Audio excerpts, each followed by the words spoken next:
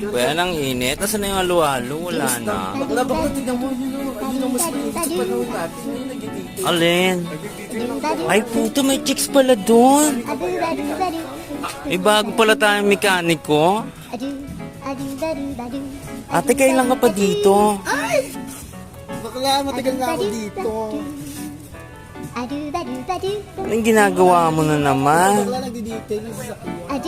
Tapos ko na mag- Ate, tumakas ka pa yata sa amo mo para makapag-sideline lang. True. Wala kasi binibigay yung amo ko. Maliit. Ba't parang may basahan ka sa dibdib? Nagdi-detail pa ako Mamaya kasi magalit si mama. Kasi meron na naman sa sasakyan niya. Ang sipag naman ng bagong taga-detail, oh.